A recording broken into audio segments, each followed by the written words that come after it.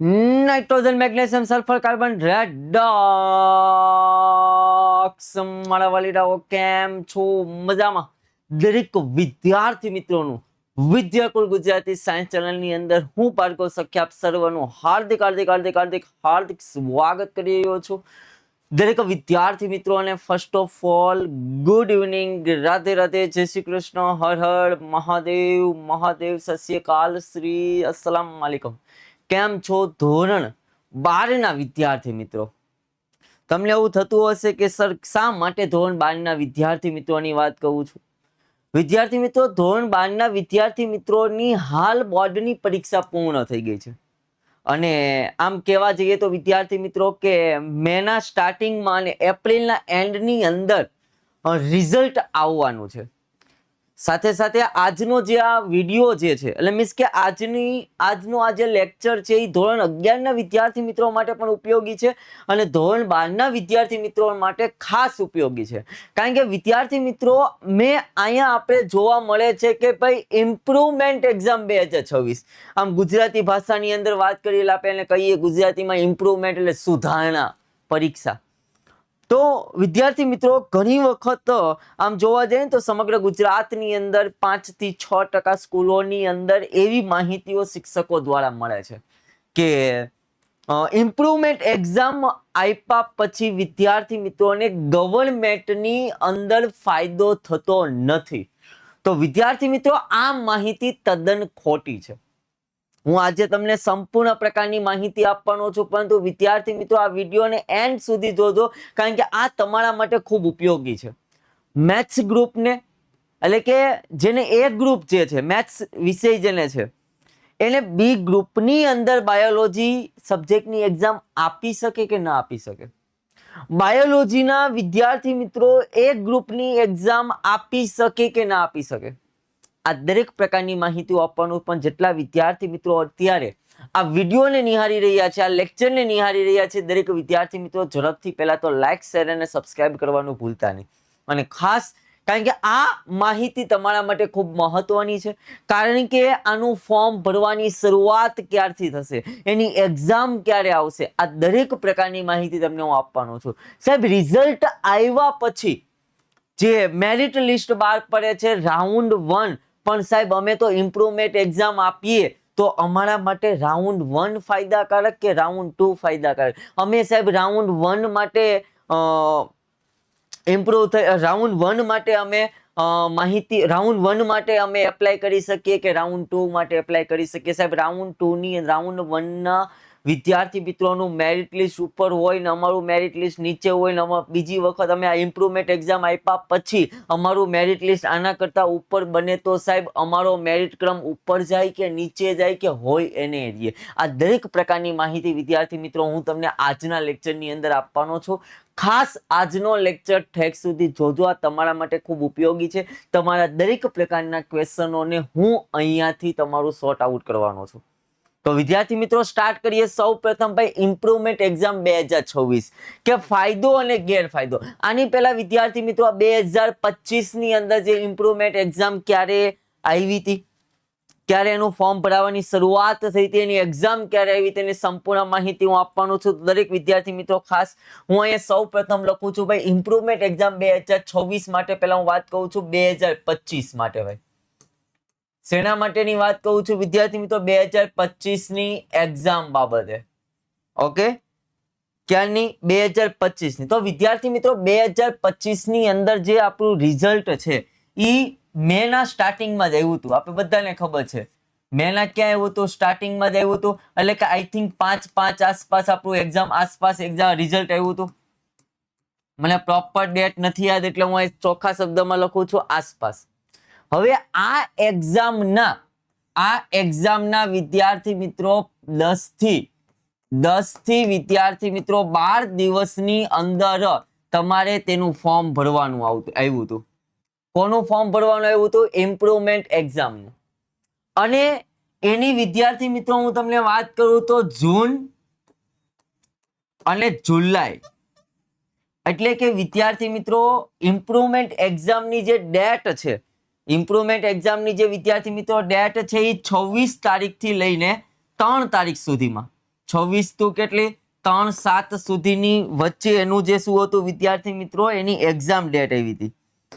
કઈ એની exam date શું આવી હતી વિદ્યાર્થી મિત્રો? અહીં લખું છું 26/6 થી 3-7 ની વચ્ચે એની એક્ઝામ આવી હતી વિદ્યાર્થી મિત્રો. તો તમને પ્રશ્ન થતો હશે કે સાહેબ અમારું 2026 ની અંદર રેડી એક્ઝામ માટે ધ્યાન રાખજો, 2026 ની ઇમ્પ્રુવમેન્ટ એક્ઝામ માટે તો આપણે ખબર છે 2026 નો આપણે બધા વિદ્યાર્થી મિત્રો પાસે સમાચાર છે કે ભાઈ મેના સ્ટાર્ટિંગ ની અંદર જ રેડી શરૂઆતમાં વિદ્યાર્થી મિત્રો આપણું શું આવવાનું છે? રિઝલ્ટ આવવાનું છે. શું આવવાનું છે?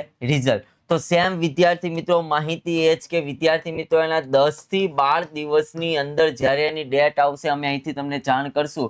રેડી એની ફોર્મ ભરાવાની શરૂઆત શું થશે? શરૂઆત થશે.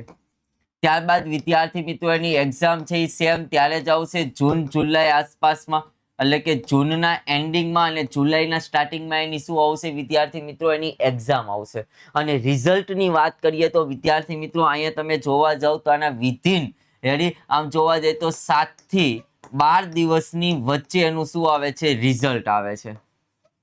તો સેમ અહીંયા એ જ થવાનું વિદ્યાર્થી મિત્રો, એક્ઝામના કેટલા દિવસ? 7 થી 12 દિવસની વચ્ચે એનું શું આવશે? રિઝલ્ટ આવશે.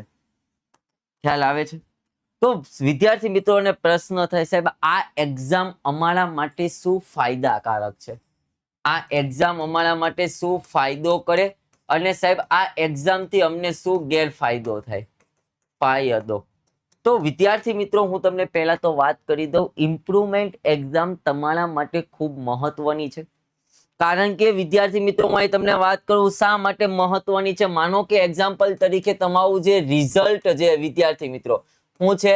રિઝલ્ટ. હવે માનો કે આ રિઝલ્ટ તમારે વાત કરીએ વિદ્યાર્થી મિત્રો ફિઝિક્સ છે, ત્યારબાદ કેમેસ્ટ્રી છે, ત્યારબાદ માનો કે એ ગ્રુપ હોય તો એને મેથ્સ છે, ઓકે, બી ગ્રુપ હોય તો વિદ્યાર્થી મિત્રો એને બાયોલોજી છે, ત્યારબાદ વિદ્યાર્થી મિત્રો વાત કરીએ કોમ્પ્યુટર છે. એક્ઝામ્પલ તરીકે હું વાત કરું ફિઝિક્સની અંદર વિદ્યાર્થી મિત્રો માર્ક્સ આવ્યા છે કોઈ બાળકને ફિઝિક્સની અંદર માર્ક્સ આવ્યા છે 78, કેમેસ્ટ્રીની અંદર વિદ્યાર્થી મિત્રો માર્ક્સ આવ્યા છે 58, બાયો અથવા મેથ્સની અંદર માર્ક્સ આવ્યા છે એ વિદ્યાર્થીના માર્ક્સ આવ્યા છે 39. કોમ્પ્યુટરની અંદર XYZ ચાલો એના કોમ્પ્યુટરને ઘડીક સાઈડ ઉપર મેઇન સબ્જેક્ટની વાત કરીએ વિદ્યાર્થી મિત્રો, આ એના માર્ક્સ આવેલા છે. હવે આ બાળકને એમ થાય છે કે ભાઈ મારે ઇમ્પ્રુવમેન્ટ એક્ઝામ આપવી છે. હવે ઇમ્પ્રુવમેન્ટ એક્ઝામ આપ્યા પછી આ બાળકનું જે રિઝલ્ટ આવે છે આ રિઝલ્ટમાં હવે ધ્યાન આપજો, હું ખાસ તમારા માટે ખૂબ ઉપયોગી છે, ધ્યાન આપજો, ખાસ હું જણાવું છું. હવે 78 માંથી એ બાળકને માર્ક્સ આવે છે વિદ્યાર્થી મિત્રો 74. હવે કેમેસ્ટ્રીમાં કોઈ વિદ્યાકુલ જેવું ઓફલાઈન ઓનલાઈન જે પ્લેટફોર્મ છે એની અંદર બાળકે જોડાઈ ગયો હશે અને કેમેસ્ટ્રીની અંદર ખૂબ મહેનત કરી હશે, મેથ્સ બાયોની અંદર પણ એને ખૂબ મહેનત કરી છે. અને 39ના વિદ્યાર્થીને થયા છે 58 અને આ વિદ્યાર્થીને મહેનત કરી છે અને માર્ક્સ થયા છે ને 91. તો પ્રશ્ન થાય સાહેબ અમારું રિઝલ્ટ આવ્યા પછી અમારા કયા માર્ક્સ ગણાશે? સાહેબ આ ફિઝિક્સમાં 78 ના 74 થયા તો 74 ગણાશે નહીં વિદ્યાર્થી મિત્રો. ખાસ અહીંયા તમારા માર્ક્સ ગણાશે 78 માર્ક્સ, અહીંયા તમારા માર્ક્સ ગણાશે 91 માર્ક્સ અને અહીંયા તમારા માર્ક્સ ગણાશે વિદ્યાર્થી મિત્રો 58 માર્ક્સ. તો તમારું જે રિઝલ્ટ બનશે એ રિઝલ્ટ તમારું આને એપ્લાય કરવાનું થશે, આ રિઝલ્ટ તમારું ગણાશે. ભલે તમારે 78 ના 74 આવ્યા પણ વધારે માર્ક્સ હશે એ તમારું ગણતરીની અંદર જ્યારે તમારું ફાઇનલ એટલે કે પહેલા તમે એક્ઝામ આપી છે એ રિઝલ્ટને તમારે ક્યાંય એપ્લાય કરવાનું નહીં રહે. જે બીજી વખત ઇમ્પ્રુવમેન્ટ એક્ઝામ આપ્યા પછી જે રિઝલ્ટ આવ્યું છે એ રિઝલ્ટને તમારે ઇમ્પ્રુવમેન્ટ કરવાનું રહેશે. બીજું વિદ્યાર્થી મિત્રો ખાસ એ તમને એ પણ માહિતી આપી દઉં, માનો કે એક્ઝામ્પલ તરીકે ભાઈ મારી પાસે ટોટલ 1 2 3 4 5 6 અને 7 વિદ્યાર્થીઓ છે.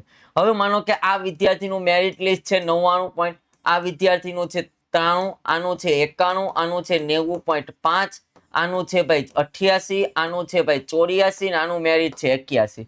આ મારું ભાઈ વિદ્યાર્થી મિત્રો શું છે? મેરિટ છે. ઓકે, ધ્યાન રાખજો આ ઓલરેડી મેરિટ છે જે રાઉન્ડ 1 માટે.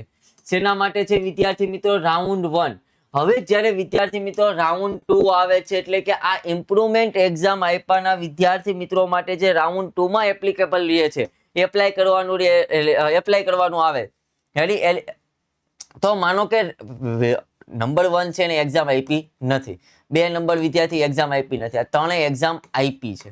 ઓકે, 4 એક્ઝામ આપી છે, 5 એક્ઝામ આપી નથી, 6 એક્ઝામ આપી નથી, 7 એક્ઝામ આપી છે. ધ્યાન આપજો.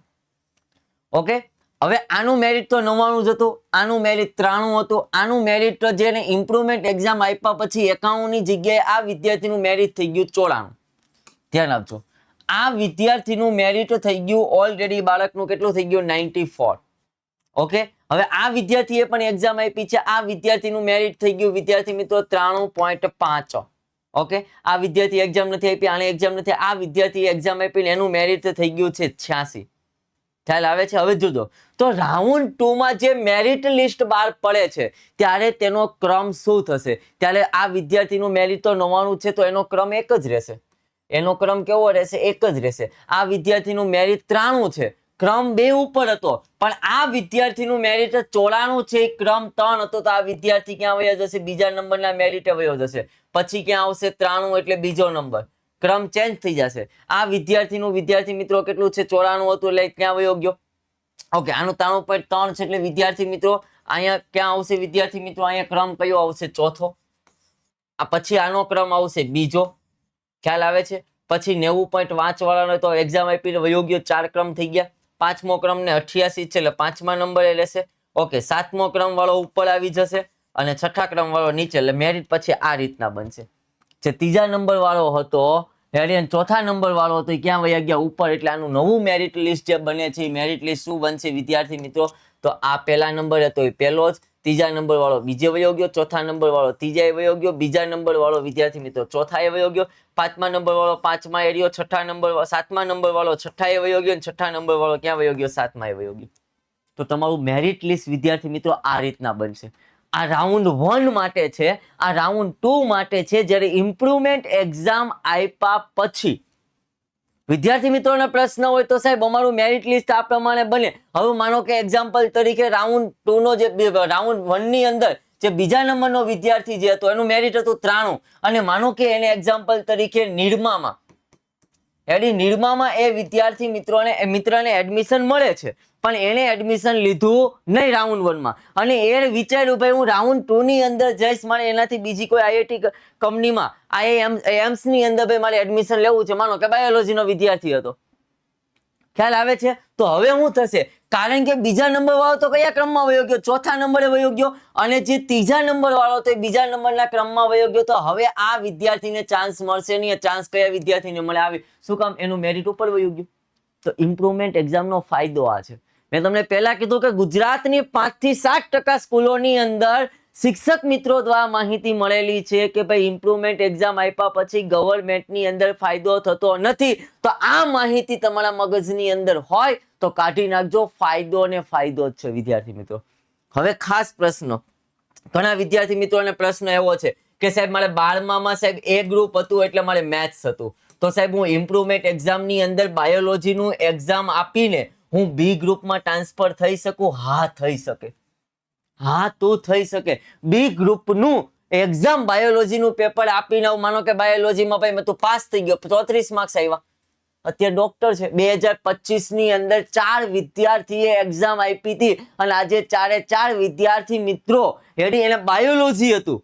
હેડી તમે બાયોલોજીના વિદ્યાર્થી મિત્રો મેથ્સનું પણ પેપર આપી શકે ને એન્જિનિયરિંગની અંદર જઈ શકે. હેડી 4 વિદ્યાર્થી મિત્રો હાલ એન્જિનિયરિંગની કોલેજની અંદર અભ્યાસ કરી રહ્યા છે, જેને ઓલરેડી 11-12 ની અંદર બી ગ્રુપ હતું, અને એને એક ગ્રુપનું ઇમ્પ્રુવમેન્ટ એક્ઝામમાં એક ગ્રુપનું મેથ્સનું પેપર આપીને હાલ એન્જિનિયરિંગ કોલેજની અંદર અભ્યાસ કરી રહ્યા છે. અને ખાસ માહિતી આપી દઉં કે ભાઈ વિદ્યાર્થી મિત્રો, સૌથી મહત્વની માહિતી, તમને એવું થતું હશે સાહેબ ઇમ્પ્રુવમેન્ટ એક્ઝામ કેટલા વિદ્યાર્થી મિત્રો આપે છે? તો હું તમને કહું 2024 ની અંદર ટોટલ 20 થી 21,000 વિદ્યાર્થી એક્ઝામ આપી હતી. 2025 ની અંદર 19,000 થી લઈને 20,000 વિદ્યાર્થી મિત્રો એક્ઝામ, એટલે કે એવરેજ 2026 ની અંદર પણ વિદ્યાર્થી મિત્રો 19 થી લઈને 20,000 જેટલા બાળકો એક્ઝામ ઓલરેડી આપે છે ઇમ્પ્રુવમેન્ટ એક્ઝામ. એટલે ખાસ તમારા માટે આ મહત્વનું છે. 12માં ભલે એ ગ્રુપ હોય, તમે વિદ્યાર્થી મિત્રો ઇમ્પ્રુવમેન્ટમાં બી ગ્રુપનું પેપર આપી શકો છો. આપી શકો છો. 12માં બી ગ્રુપ હોય તો એ ગ્રુપનું આપી શકો, એ ગ્રુપ હોય તો બી ગ્રુપનું એક્ઝામનું પેપર આપીને તમે સ્ટ્રીમને ચેન્જ કરી શકો છો. એ ગ્રુપના વિદ્યાર્થીને એવું થાય છે કે ભાઈ હું એન્જિનિયરિંગને લાયક નથી, વેલી મારે એ ગ્રુપને લાયક નથી, મારે તો ડોક્ટર બનવું છે. ઇમ્પ્રુવમેન્ટ એક્ઝામમાં બી ગ્રુપનું બાયોલોજીનું પેપર આપીને તે ડોક્ટર ફિલ્ડ ચોઇસ કરી શકે છે.